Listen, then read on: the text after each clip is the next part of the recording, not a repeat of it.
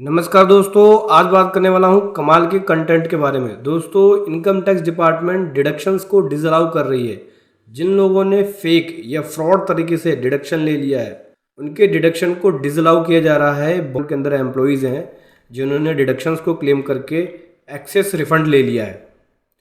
अब ऐसे में या तो जो रिफंड लिया है उसको गवर्नमेंट के पास जमा कराना पड़ रहा है लोगों को, ठीक है, पे करना पड़ रहा है एक्सेस रिफंड, या जिसने डिडक्शन ज़्यादा क्लेम कर लिया उसका डिजला हो रहा है, उसकी वजह से उसकी डिमांड क्रिएट हो रही है और उनके पास नोटिस भी आ रहा है। तो बहुत कुछ सीखने को मिलने वाला है इस वीडियो के अंदर, जिसके अंदर हम बात करेंगे कि कैसे गवर्नमेंट यहाँ पे डिडक्शन को डिसअलाउ कर रही है।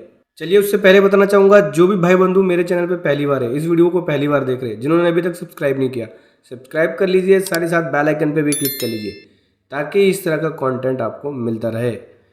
तो दोस्तों, मैं बता दूं आपको, बहुत सारे गवर्नमेंट डिपार्टमेंट है जिनको गवर्नमेंट जो है सर्कुलर इशू कर रही है, इनकम टैक्स डिपार्टमेंट, ठीक है। एम्प्लॉयज़ जो हैं उन्होंने फेक डिडक्शन क्लेम कर लिया है, एक्सेस डिडक्शन क्लेम कर लिया है, जिसकी वजह से उन्होंने एक्सेस रिफंड ले लिया है। कौन से सेक्शन में? सेक्शन 80C में, 80D में, 80DD के अंदर, 80DB के अंदर, 80EB में, 80E में, 80EE में, 80G के अंदर और 80GC के अंदर। एक्चुअली में इनका डिडक्शन नहीं बनता है और फेक डिडक्शन के बेसिस पे एक्सेस रिफंड लिया गया है, जिसके वजह से गवर्नमेंट ने यहाँ पे एक्शन लेना शुरू कर दिया है और बहुत सारी डिपार्टमेंट्स के अंदर नोटिस इशू करना शुरू कर दिया है। जम्मू एंड कश्मीर के अंदर रिसेंटली गवर्नमेंट जो है असेसमेंट ईयर 2021, 21-22 और 22-23 के डाटा को एनालाइज किया है और एनालाइज करने के बाद यहाँ पे अलग अलग डिपार्टमेंट्स के अंदर सर्कुलर इशू करके डिमांड्स क्रिएट करिए। बोला है कि भाई देखो, जिन्होंने एक्सेस रिफंड ले लिया, जिनका एक्चुअल में डिडक्शन नहीं बनता, उन्होंने ज़्यादा डिडक्शन ले लिया जिसकी वजह से उनका रिफंड बन गया और ले लिया है, उनको यहाँ पे वो डिडक्शन डिसअलाउ हो जाएगा और उसके ऊपर डिमांड बन जाएगी। डिमांड, टैक्स की डिमांड और पेनल्टी ये जमा करानी पड़ेगी। गवर्नमेंट यहाँ पे ये भी बोल रही है कि देखो, आपके पास एक ऑप्शन है कि आप अपने इनकम टैक्स रिटर्न को अपडेट कर सकते हो। किसके जरिए? अपडेटेड रिटर्न के जरिए। सेक्शन 139(8)(a) के अंदर असेसमेंट ईयर 2021, असेसमेंट ईयर 21-22 और असेसमेंट ईयर 22-23 की रिटर्नों को आप यहाँ पे अपडेट कर सकते हो। असेसमेंट ईयर 2021, 21-22 और 22-23, ठीक है। तो 2021 की लास्ट डेट क्या है? 2021 की लास्ट डेट है 31 मार्च 23।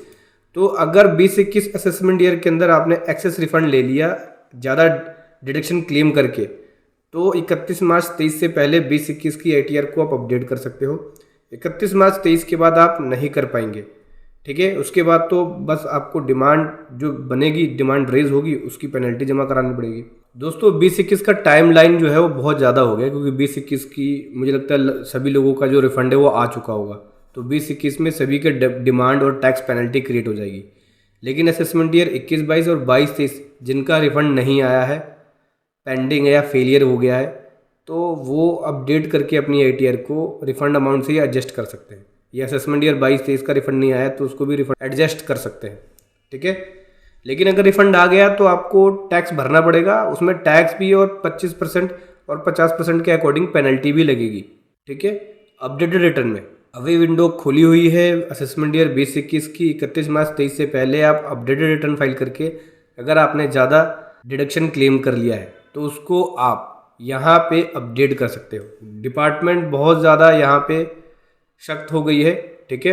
और जिन्होंने बोगस डिडक्शन लिया है, फेक डिडक्शन लिया है, उनको नोटिस भी भेज रही है। अलग अलग डिपार्टमेंट्स में गवर्नमेंट ने सर्कुलर भी भेजा है। जिनका एक्चुअल में डिडक्शन नहीं बनता है उनको यहाँ पे टैक्स जमा कराना पड़ेगा।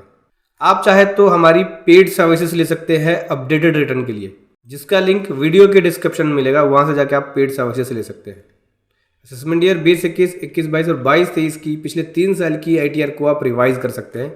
अपडेटेड रिटर्न के जरिए आप रिवाइज ITR फाइल करा सकते हैं। वीडियो कैसी लगी ज़रूर बताएं। Thank you so much. जय हिंद, वंदे